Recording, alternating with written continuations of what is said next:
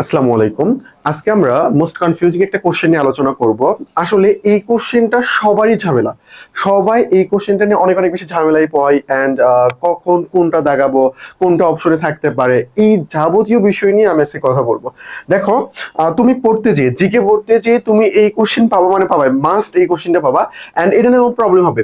তুমি দেখবা একবার 34 আছে অপশনে, সেটা সঠিক হয়েছে, বাট আরেক জায়গায় দেখতেছো যে 32 আছে। এখন তোমার মনে হচ্ছে দুইটা কোশ্চেন, একটা 34 একটা 32, এইটা কেন হইলো?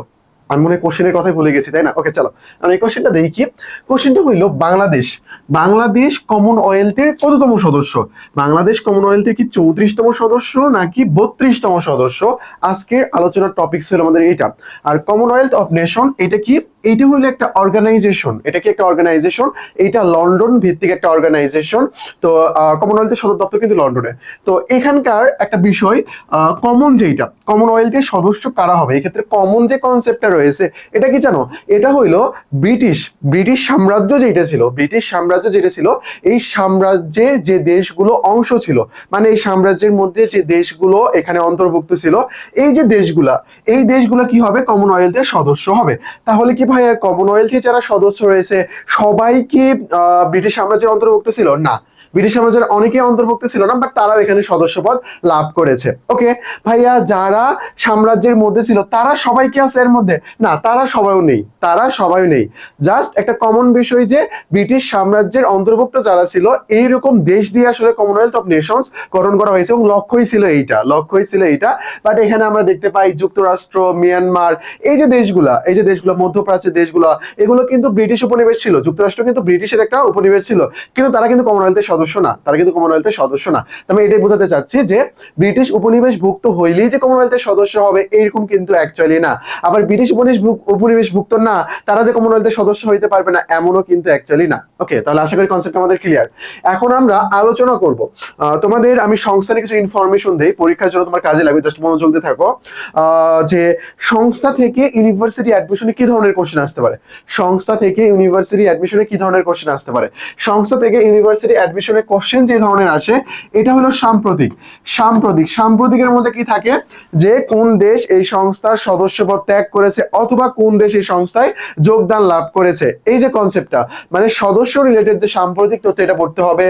এবং এই সংস্থার যদি কোনো কনভেনশন থাকে, বা নেক্সট কোনো চুক্তি করেছে, বা সাম্প্রতিক যেটাই আলোচনায় থাকবে, সেখান থেকে কিন্তু কোশ্চেন আসতে পারে, মানে আসার পসিবিলিটি অনেক রয়েছে। সম্মেলন থেকে মাঝে মধ্যে কোশ্চেন করা হয়। তারপরে কি জানো? তারপরে হইলো ওই সংস্থার সাথে বাংলাদেশের সম্পর্কটা কি। অর্থাৎ সংস্থা থেকে যদি সাম্প্রতিক রিলেটেড কোশ্চেন আসে, তাহলে সদস্যপদ, কনভেনশন, সম্মেলন, এই জায়গা থেকে প্রশ্ন আসার পসিবিলিটি রয়েছে। আর যদি ওই সংস্থার বেসিক থেকে কোশ্চেন আসে, তাহলে যে জায়গা থেকে প্রশ্ন আসতে পারে এটা হইলো বাংলাদেশ রিলেটেড, ওই সংস্থার সাথে বাংলাদেশের যে সম্পর্কটা রয়েছে এখান থেকে কোশ্চেন করতে পারে। ধরো বলতে পারে যে বাংলাদেশ ওই সংস্থায় কবে সদস্যপদ লাভ করেছে। এটা একটু একটু ডিপ কোশ্চেন হয়ে যায়, বাট কিছু কিছু সংস্থা যেগুলো রয়েছে এগুলোর অবশ্যই তোমাকে মনে রাখতে হবে, যেমন জাতিসংঘের তো মাস্ট মনে রাখতেই হবে। এই টাইপ কিছু রয়েছে আর কি, এগুলো আমি পর্যায়ক্রমিকভাবে আলোচনা করবো, কোনো সমস্যা নেই, ক্লাসে এগুলো নিয়ে অনেক অনেক বেশি আলোচনা করা হবে। আশা করি তোমাকে বিষয়টা বোঝাতে পেরেছি। তাহলে চলো ভাইয়া, আমরা মেইন যে কোশ্চেন ছিলাম এটা নিয়ে একটু আলোচনা করি। দেখো, বাংলাদেশ বর্তমানে কমনওয়েলথের 34তম সদস্য দেশ। বাংলাদেশ বর্তমানে কমনওয়েলথের কততম পজিশনে রয়েছে? বাংলাদেশ কমনওয়েলথের 34তম পজিশনে রয়েছে। তোমার যদি সন্দেহ হয়, তুমি কমনওয়েলথ নেশনস যে অর্গানাইজেশনের যে পেজটা রয়েছে, তুমি গুগলে পেয়ে যাবা আর কি, ওইখানে তুমি যাবা, ওয়েবসাইট তাদের যেটা রয়েছে, এইখানে তুমি দেখতে পারবা যে বাংলাদেশের সদস্য পদ যেটা, এটা তম কত? তম হইলো 34। ওকে, তারপরে দেখো, কিন্তু বাংলাদেশ যখন কমনওয়েলথের সদস্য লাভ করেছে, বাংলাদেশ যখন কমনওয়েলথের সদস্য লাভ করেছে, সেই সময় কমনওয়েলথের সদস্য ছিল কতজন? সদস্য ছিল 31 জন। আর বাংলাদেশ কমনওয়েলথের বর্তমান সদস্য কতজন? বর্তমান সদস্য কততম? 34তম। তাহলে সেই হিসেবে তো তাহলে তো 33, তাই না? ওকে, চলো এটা আমি সলভ করবো। কিন্তু বাংলাদেশ কমনওয়েলথের সদস্য লাভ করে 32তম, তার মানে 31টা দেশ ছিল, সর্বশেষ 32তম হিসেবে লাভ করেছিল সেই সময় লাভ করেছিল বাংলাদেশ। দেখো, তারপর আমরা কিছু কারণ দেখবো যে তাহলে 32 34 কেন আসতেছে এখানে, কারণ দেখবো আমরা। এখানে দক্ষিণ আফ্রিকা ও পাকিস্তান স্পেশালি ত্যাগ করেছিল, আমরা যে সদস্যপদ লাভ করতেছি এটার বিরুদ্ধে এক প্রকার তারা দাঁড়ানোর জন্য এই কাজটা করেছিল আর কি। তো যাই হোক, ওই কনসেপ্টে আমি যাব না। দক্ষিণ আফ্রিকা এবং পাকিস্তান, এই যে দুইটা দেশ দক্ষিণ আফ্রিকা এবং পাকিস্তান, এই যে দুইটা দেশ, এই দুইটা দেশ কি করে, এই দুইটা দেশ বাংলাদেশ যখন সদস্য পদ গ্রহণ করতেছে, বাংলাদেশ যখন সদস্য পদ গ্রহণ করে সেই সময়ের আগে তারা কি করেছে, পদত্যাগ করেছে।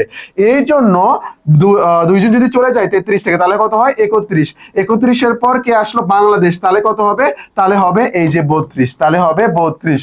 তাহলে আমাদের বিষয়টা ক্লিয়ার যে দক্ষিণ আফ্রিকা এবং পাকিস্তান দুইটা দেশ পদত্যাগ করেছিল, কিন্তু সৌভাগ্যজনকভাবে তারা আবারও ফিরে আসে। তখন যখন তারা ফিরে আসে তখন কি হবে, তখন আবার তমটা চেঞ্জ হয়ে 34 হয়ে যায়, কারণ তারা তো মাঝখানে ছিল, তারা তো বাংলাদেশের আগে ছিল, বাট ত্যাগ করছে আবারও ফিরে আসে, কিন্তু তাদের অবস্থানটা সেম থাকবে, তাদের অবস্থানটা কি থাকবে, সেম থাকবে। আশা করি আমি বিষয়টা তোমাকে বোঝাতে পেরেছি। ওকে, আমাদের কনফিউশন কিন্তু ক্লিয়ার। তাহলে আশা করি বিষয়টা ক্লিয়ার যে দক্ষিণ আফ্রিকা পাকিস্তান পুনরায় আবার যোগদান করার জন্য বাংলাদেশ কমনওয়েলথের কততম সদস্য বর্তমানে, বাংলাদেশ কমনওয়েলথের বর্তমান সদস্য হইল 34তম। কিন্তু যে সময় যোগদান করেছিল সেই সময় পাকিস্তান এন্ড দক্ষিণ আফ্রিকা এই সদস্য পদের মধ্যে ছিল না, এই জন্য তার পজিশন ছিল সেই সময় 32, বাট দুইজন ফিরে আসার পর তার পজিশন হয়ে যাবে কত, 34। এটাই হলো আমাদের আলোচনা। তুমি জাস্ট স্ক্রিনশট দিয়ে নাও। তুমি ভাই এই প্রবলেমটা অনেক অনেক জায়গায় দেখতে পারো, বাট ওইভাবে সলভিং পাবা কিনা জানি না, বাট এটা একটা স্ক্রিনশট দিয়ে নাও, অনেক কাজে দিবে তোমার। ওকে, তারপরে কমনওয়েলথের সদর দপ্তর কোথায়, কমনওয়েলথের সদর দপ্তর কোথায়, এটা একটু চিন্তা করো, পজ করে একটু।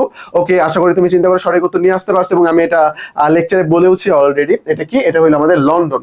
লন্ডন কমনওয়েলথের সদর দপ্তর কোথায়, লন্ডন। কমনওয়েলথ ভিত্তিক অন্যান্য যে অর্গানাইজেশন গুলো রয়েছে প্রায় সবগুলোর সদর দপ্তর কোথায়, লন্ডনে, লন্ডনে। ওকে, আমাদের উইলান অ্যাডমিশন কেয়ার থেকে সেকেন্ড টাইমারদের জন্য ফাউন্ডেশন কোর্স লঞ্চ করা হয়েছে। তো তোমরা যারা সেকেন্ড প্রিপারেশন নাও, চিন্তা ভাবনা করতেছো, আমাদের কোর্সটা দেখতে পারো। এবার কিন্তু আমরা তোমাদেরকে 3টা প্রিমিয়াম বইও প্রোভাইড করব। আশা করি বিষয়টা ক্লিয়ার। ওকে, তারপরে আমাদের বই আপাতত আসে নাই। এই যে আমাদের টেলিগ্রাম নাম্বার, এই টেলিগ্রাম নাম্বার নক দিয়ে তুমি তোমার অ্যাডমিশন রিলেটেড যে কোনো ধরনের প্রবলেম সলভ করে নিতে পারবা, আমাদের কাছে ভর্তি হইতে পারবা। এন্ড এই নাম্বারে নক দিয়ে 10টা প্রিমিয়াম ক্লাস রয়েছে আমাদের, ফ্রি ক্লাস, এই ক্লাসগুলো তুমি আমাদের কাছ থেকে নিয়ে নিতে পারবা। আশা করি আমি বিষয়টা বোঝাতে পেরেছি। তো আজকে এই পর্যন্তই। আসসালামু আলাইকুম।